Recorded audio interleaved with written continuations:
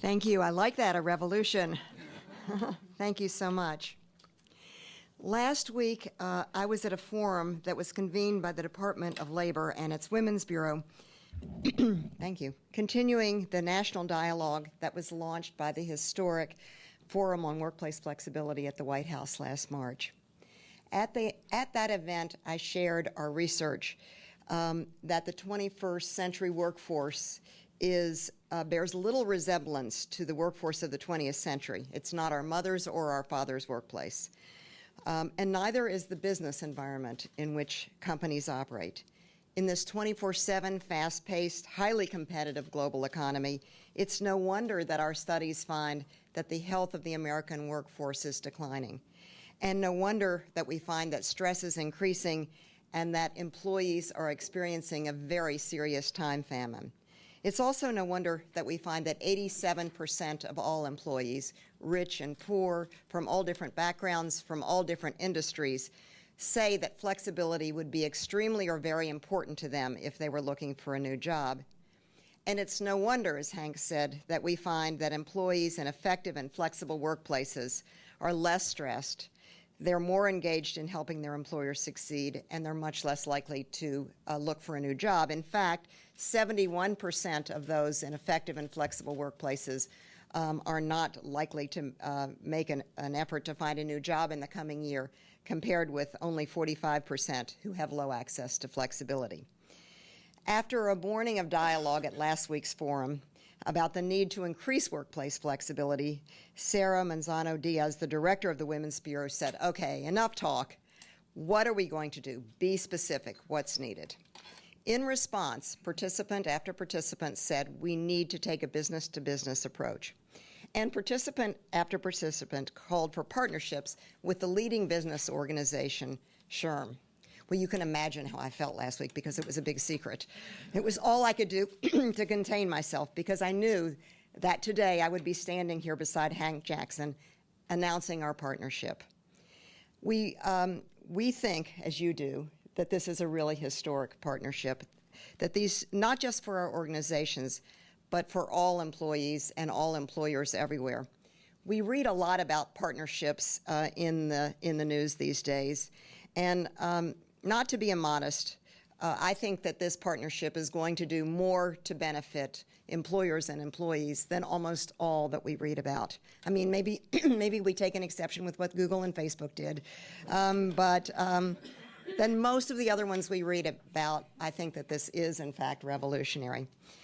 As with all historic events, it takes me back to the beginning of the work-life movement. I was one of the people who noticed that something was going on in the 70s. People were silently struggling with work and family life issues, but they felt that they were the only ones with these concerns. So in the 70s, actually in the 70s, I conducted my first study on this subject. I began to meet other researchers and I began to meet other business leaders who knew that change was not optional, that change was mandatory even then. Interestingly enough, with that group of leaders that came together at that time, we found that each of us had had a personal experience that led us to this really ahead of the curve understanding.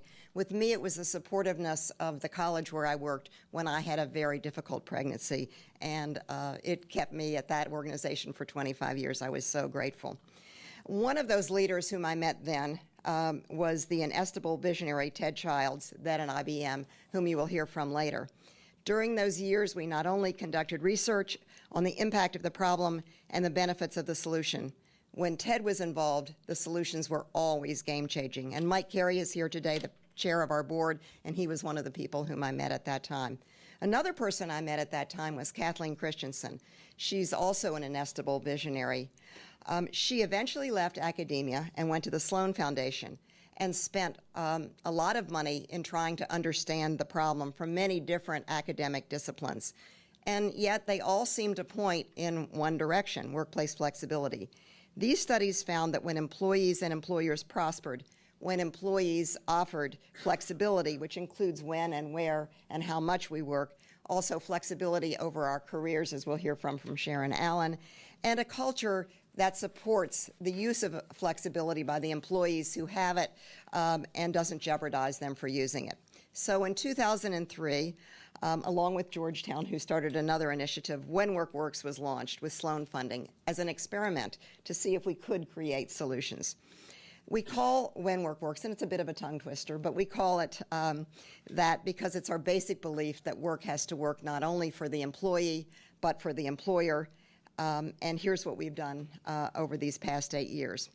First, we've created business coalitions of community leaders who serve as champions for workplace flexibility. We began in 8 communities. We're now in 24 locations and 4 states, representing about 30% of the U.S. populations. These coalitions have been nurtured under the amazingly skillful leadership of Patricia Kempthorne, the former First Lady of Idaho, and the founder and executive director of Twiga Foundation, who's with us today. Each of these local coalitions ensures that the workplace in their community address not only what works for employees, but what works for employers and for the community. So, for example, in Houston, Texas, they look at flexibility as a way to reduce traffic congestion. In Rochester, Minnesota, they use flexibility as a way to create a very healthy work environment. And in Michigan, a state that we've been working with for the past 6 years, they use flexibility as a way to deal with a transition in the economy and to attract new business to the state. And with us today is also the leadership I met at the first time we came to Michigan, Dan Mulhern, the former first gentleman of Michigan and an expert on leadership and on men and work life. Together with SHRM, we're going to expand the reach of what we can do in terms of reaching out to communities, not only in the United States, but around the world. Second, with When Work Works, we conducted studies that experiment with and found that flexibility yields the biggest benefits when it's a part of an effective workplace. And that means that it includes things such as whether employees have learning opportunities, whether they have supervisors who help them succeed on the job, and whether they are treated with respect. So together with SHRM, we will continue to conduct this kind of groundbreaking study, like our national study of employers, to see how things have changed. Third, we've implemented the Sloan Awards. They now involve over 1,000 employees a year. We've reached almost 3,100 employees over the 6 years that we've been doing this. This award, the Sloan Award, is a research-based award, and briefly, this is how it works. In round 1, employers self-nominate, and they fill out a survey about what they're doing in flexibility. And responses to that survey are tallied against our nationally representative study. And if employers are in the top 20% of of employers nationally, they proceed to round 2, where they give a survey to their employees. And when they give this survey to their employees, which is where the rubber meets the road, we look at what kind of access that people have to flexibility, whether they use it, whether there's jeopardy or a culture of support for using it. But we also look at whether they work in organizations that are also effective by our research standard. And the winning score of these winners is, of the applicants is based 2/3 on the employees' survey.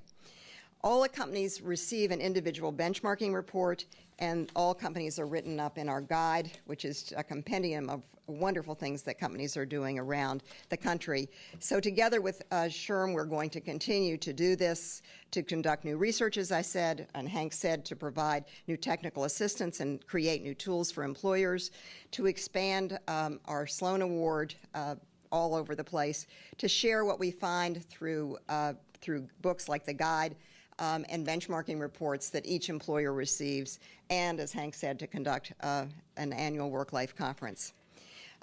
With us today, I'm really very proud to say that we have 3 Sloan Award winners. The Navy, represented by Admiral Mullen, I'm so proud that he's here with us, the military in general. This was the first year that the Navy participated in When Work Works, and they had 7 winners and 3 honorable mentions. We also have Ryan, represented by Brent Ryan. They have been part of the Sloan Awards for 2 years and have 17 winning work sites this year. And Deloitte, which has been with us for 6 years from the very beginning and have 13 winning sites this year. So you can see why I think that this is so revolutionary, a historic day for all employees and employers. On behalf of my partners in this effort, Lois Bacon and Tyler Wigton, who are all things When Work Works at FWI, I think, like you, that this is the real beginning of the 21st century. We are deeply grateful to partner with SHRM for all that they have done and for what is yet to come together when we reach for the stars. Thank you. And now it's my pleasure to introduce Sharon Allen, who is the chairman of the board of Deloitte, and someone whom we've followed for years because she's done so much to bring about change in ways that you will hear about really benefit Deloitte. She's widely acknowledged for her leadership. She's been listed on the Forbes list of the 100 most powerful women in the world for 4 consecutive years. And under her leadership, Deloitte has consistently been included in Forbes and Business Week's ranking of the best place to work, and ours, I might add. So please welcome Sharon Allen, who made amazing efforts to get here and to be with us today.